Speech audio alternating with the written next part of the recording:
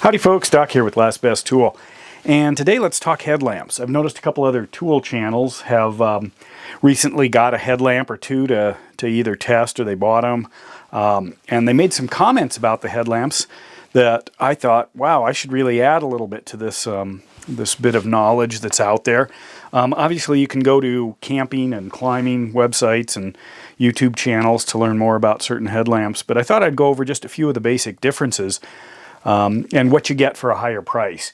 Headlamps can start around 10 bucks, you know, like at the checkout counter at Home Depot or something, on up to several $100s for serious ones for nighttime mountaineering, search and rescue, cave exploration or splunking. But most of us just need a common headlamp that, you know, nothing super fancy, provides enough light to maybe move fast through the dark, or a lower setting to last a long time, enough to read in the dark, work on a project or a repair in the dark, change a tire, whatever it is, you know. And then if you're a mechanic or a plumber or something, you're probably going to wear a headlamp, you know, to get your job done in a condition either where it's dark or the electricity's turned off. But anyway, these are a few of my headlamps. I went around the homestead and grabbed a representative sample, and I thought I'd go over some of the differences.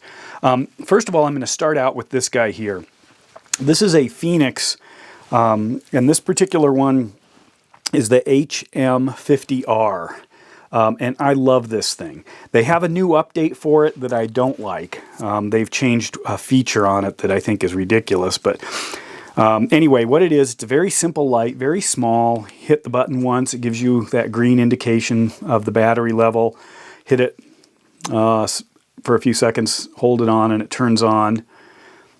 Turn off. Once it's on, I can toggle through various brightness settings. It's super simple to use. You can operate it with gloves, which is important. It's got an orientation so you can easily figure it out in the dark, and you can turn it on when it's in any position.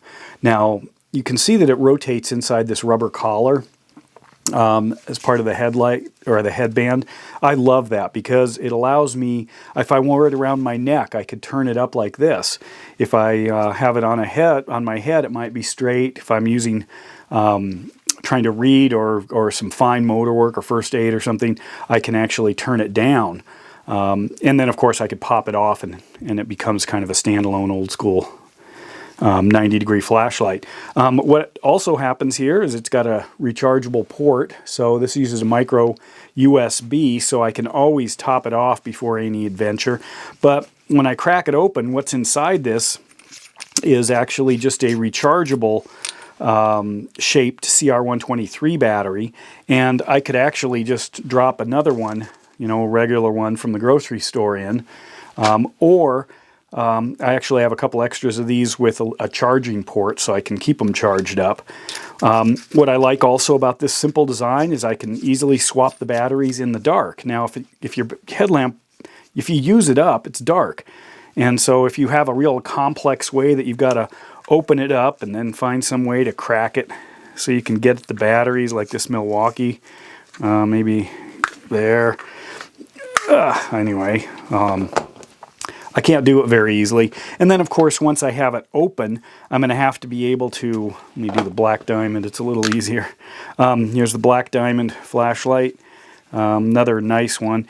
But I have to orient the batteries. And you notice here, I'm using rechargeables in this thing, but I also cut off the edges of the battery, because a battery is just this tube that they put a logo or a label on, and that label was actually conflicting with the catch, but it also became kind of a problem when I was inserting it, and I realized if I'm going to use these rechargeables, I'm just going to cut that off so it doesn't get in the way. I like this swivel door. Some of them pop completely off, and then you've got to orient that in the dark. But anyway, so this one has rechargeable batteries in it, and it has a rechargeable or a port that allows you to charge those batteries. So I can use AAA batteries in it, or I can just recharge it. It has a lot more features than just pretty much on and off. It uses red there. I can change it to, more of a spotlight. Let me get that. Well, now I've got my blinking light on. Come on. There's my emergency. There's that. There's that. So anyway, I can cycle through a handful of different features, but most of the time all I need is just to turn the thing on. And it'd be nice if it was, you know, a little simpler interface, but it does have a lot of features. It's a good solid headlamp. You can see it's got that kind of standard clicking thing to take it off the front end of your forehead and point it down or up if you needed that for some reason. And I'm talking headlamps versus, you know, flashlights, kind of traditional flashlights, even though with a lot of the flashlights now may have a clip that allows you to, you know, throw it onto a hat so it can pretend to be a headlamp. And there are even bands that have kind of collars on the side that allow you to hook a flashlight to it. No, I'm talking dedicated headlamps. Anyway, the Black Diamond makes a good solid one, nice and bright. A lot of people go after full-on lumen numbers as a measure of anything. They want the highest lumen possible. That's not a really good idea because, first of all, it's not going to last at the high lumen very long. I mean, literally seconds to minutes. And then it's going to start throttling down. And most of the time, you don't need it on that high speed because it'll burn up your battery. And if you're at all in a smaller environment, you know, not running through the prairie, you're going to end up not needing that much light because it's going to be too bright. This is a BioLite one. Puts the battery pack on the back. Again, this is a rechargeable one. I like the interface here. This is a little hard to operate with gloves. You can see it's a pretty small design, but it's a good solid light. Real low profile there, but you've got two pieces. Now, there are several popular lights now that do have a battery pack on the back with the light on the front. This one, I noticed, you know, if you really wanted the advantage of this thinness, you pay for it back here. So if you're wearing this on a creeper and you're under a vehicle, you're going to hit your head, or hit this, if this is on the back of your head, you're going to hit your head with this part. You know, if you're laying down to read or whatever. Same with this. This has a much more powerful battery in it. Super bright, crystal clear. This is an LEDLenser. This is the company that Leatherman, I think, acquired or is working with. This has an 18650 in it. It's a much larger, more powerful battery, which means that it lasts a lot longer.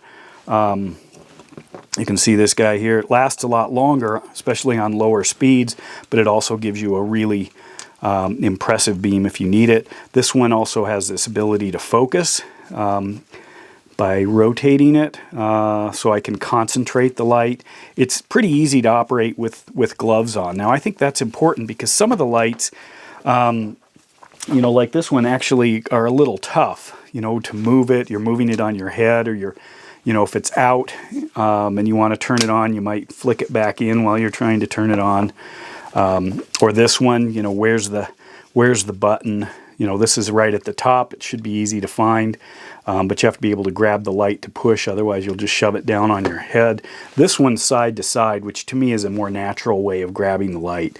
So if I want to turn it on, I can just pinch the sides. I mean, 100% of the time, I'm going to get it on or turn the light on. This is a Milwaukee. This one takes some AAA batteries. Takes 3 of them. I'm not a fan of AAA batteries. It's a whole lot of material and mass for not a lot of energy. AA's are better, but I like CR123s the best, and rechargeable, and you know, makes a big difference. But for the price, these Milwaukees aren't too bad. Real simple interface, you know, Chinese made, but you don't have to worry too much. I have these in glove boxes and in repair kits in the car, things like that. That's a great place for them. If you have batteries in these and you're not using them regularly, get the lithium batteries.